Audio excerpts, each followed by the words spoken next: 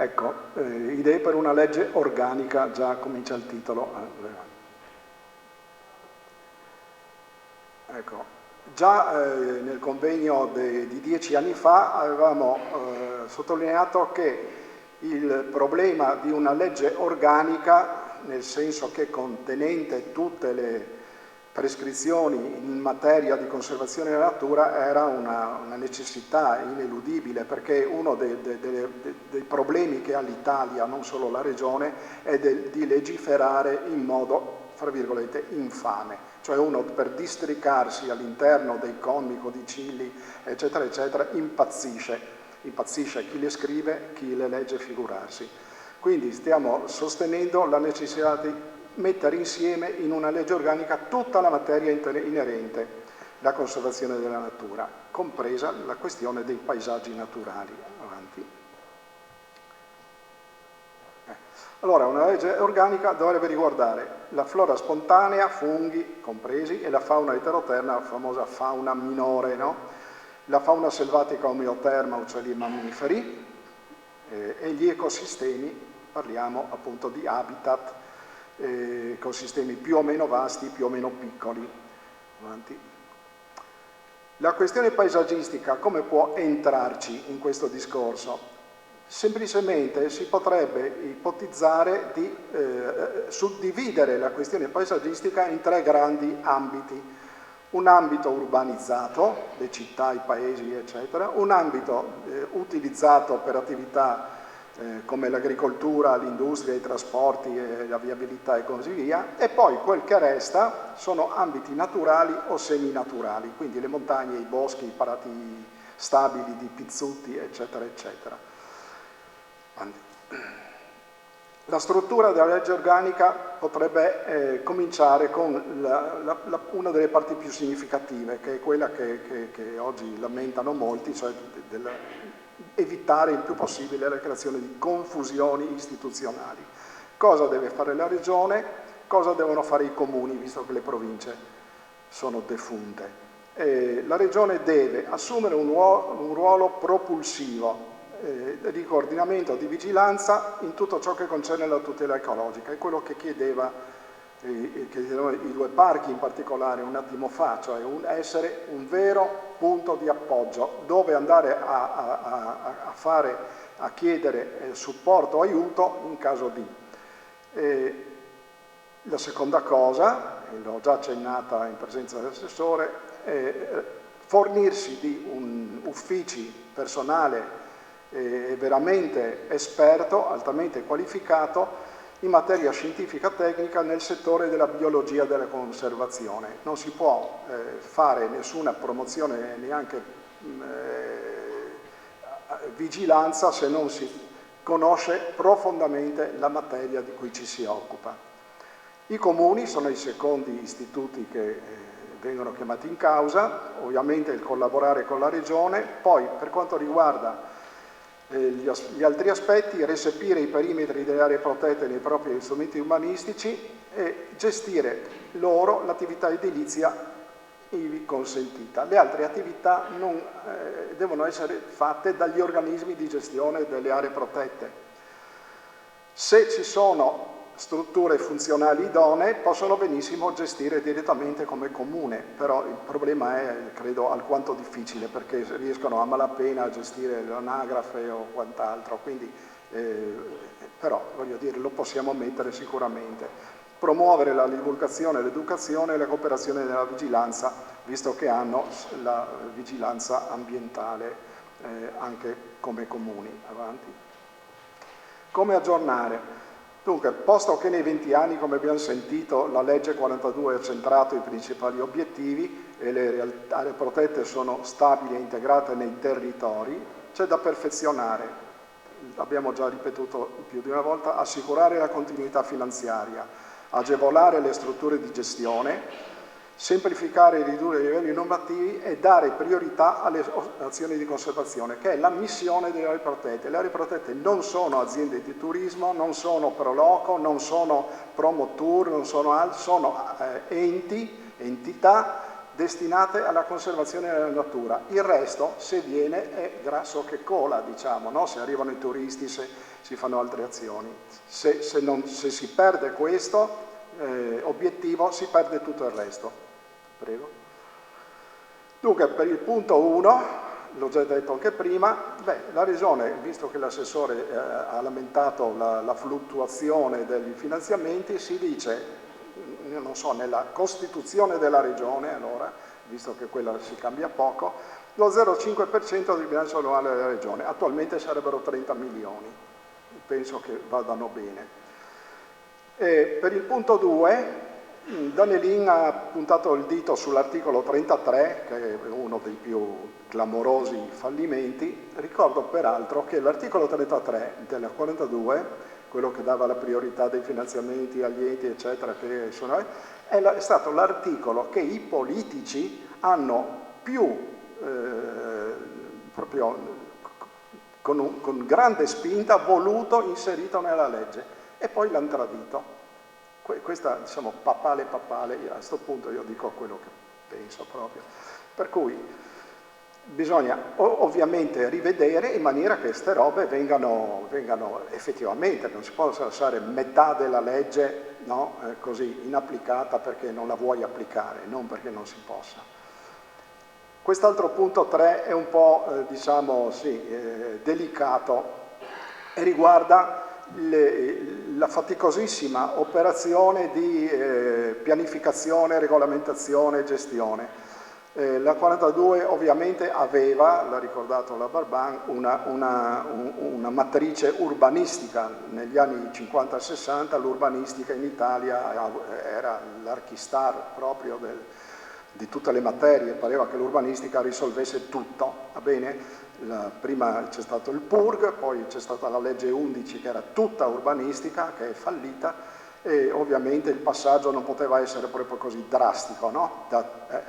Però a questo punto bisognerebbe anche prendere in mano il toro per le corna, diciamo, e diciamo che sappiamo bene che ci sono dei passaggi che sono molto ripetitivi. Per esempio l'accordo di programma viene previsto prima. L'accordo di programma cosa? Mette insieme tutti i soggetti interessati, e chi sono? Sono i comuni, sono le categorie, gli agricoltori, eccetera, eccetera, e discuti di cosa fare dentro il parco. Una volta dopo l'accordo di programma cosa fai? Il piano di conservazione e sviluppo. E chi mette insieme per fare il piano di conservazione e sviluppo? I comuni, gli apportatori, de novo, tutta sta roba, magari contraddicendo il precedente, e poi, dopo fatto il piano di conservazione e sviluppo, devi mettere le norme più cogenti, no? Il regolamento. Io penso che si potrebbe drasticamente limitare a un solo passaggio, che chiamiamolo regolamento per comodità, perché anche gerarchicamente mi hanno insegnato, dopo la legge viene il regolamento.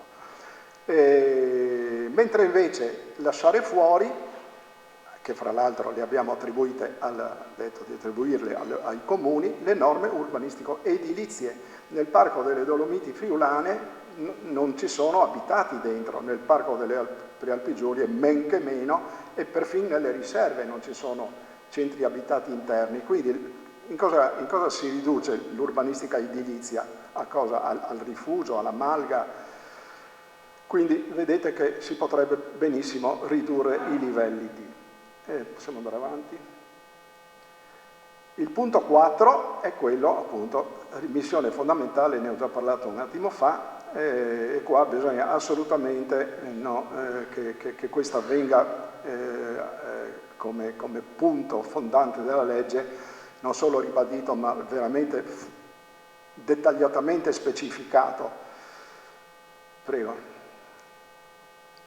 Quindi la nuova 42 poi deve riguardare le aree di successiva istituzione alla 42, che sono le aree Natura 2000, oltre che quella dei prati stabili della legge del 2005. Hanno tutte la medesima finalità conservativa, gira e volta, insomma tutto questo ambaradan serve per conservare la natura di questa regione. Però gli strumenti di regolamentazione e gestione sono sovrapponibili. Tant'è che citavo prima, il Senato una settimana fa ha approvato la riforma della 394, la quale dice che appunto no? Nel caso in cui il perimetro, la zona di un parco nazionale, regionale, riserva nazionale o regionale si sovrapponga con quello di una zona Natura 2000, vige, cioè comanda il parco che ha già fatto lo strumento di gestione o la riserva, eccoci, quindi siamo già in linea.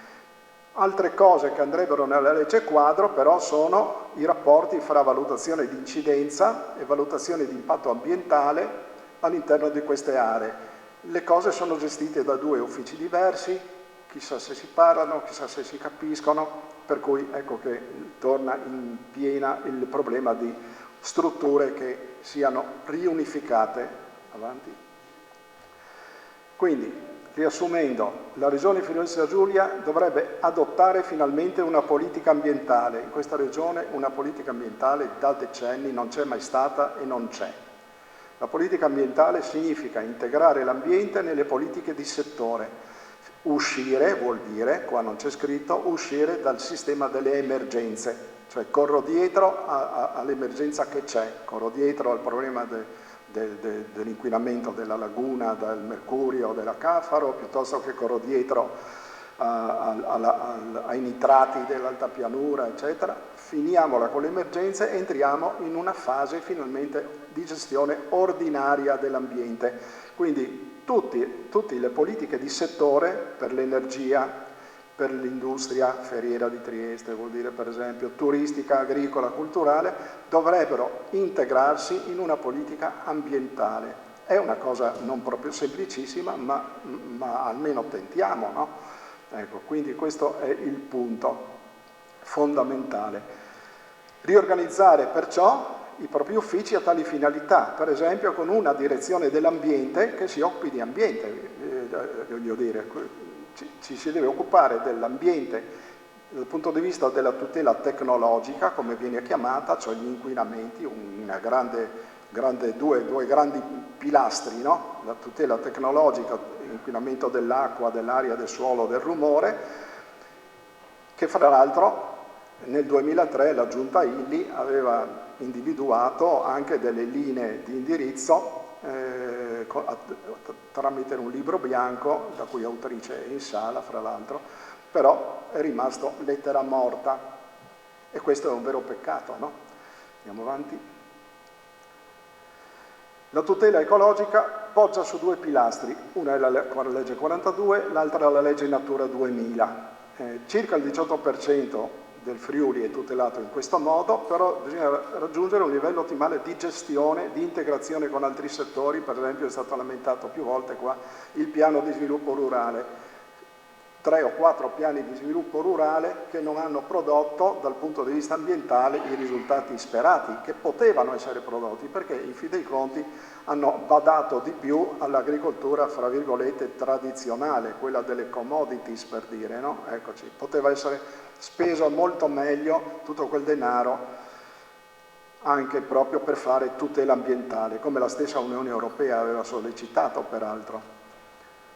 Dunque poi c'è il problema che ovviamente tutti quanti auspicano nuove aree protette, abbiamo sentito i corridoi ecologici dei fiumi, le fasce, le green belt e via dicendo, i connettivi verdi. Io dico però, ok, io sono felice, no? Per esempio una delle cose qua, guardo il CAI e dico ma le Alpi Carniche e le Alpi Giulie, niente, non c'è una riserva naturale, non c'è un biotopo, non c'è un accidente. No, per trovare aree della 42 dovremmo scendere alle prealpi. Ecco, nelle Alpi, cioè, voglio dire, è automatico andare a trovare aree di pregio su cui istituire un'area protetta. Il punto è, ok, proponiamole, spingiamo la Giunta regionale a fare una proposta legislativa, il Consiglio regionale ad approvarle con legge, perché una delle cose che non vorrei si ripetesse, a proposito del passato, è un'istituzione attraverso strumenti deboli. La 42 è ancora qua dopo 20 anni perché le aree protette sono istituite con legge regionale, per cui per disfarle bisogna fare una legge regionale, è per questo che sono ancora qua, se no non so quanti assessori che ci sono succeduti le avrebbero facilmente cancellate. Okay. Tuttavia, se vogliamo nuove aree protette, dobbiamo pretendere che sia assicurata la loro gestione, se no resteranno come i famosi parchi di carta del PUR della 11, della legge 11 dell'83. Quindi, concludendo, la 42 ha superato molte resistenze, ancora oggi ce n'è, abbiamo sentito, ma non hanno espresso ancora il massimo delle potenzialità. La Regione Friuli Venezia Giulia intende aggiornare la 42, ok, però deve migliorare soprattutto al miglioramento delle condizioni di gestione, rafforzando la loro missione principale, che resta la conservazione della natura. E qua ho chiuso, scusate la velocità, ma insomma adesso vedevo che stava per schiacciare il pulsante dell'esplosione, per cui ringrazio moltissimo tutti quelli che sono intervenuti, numerosi, e spero di rivederci qua nel 2026.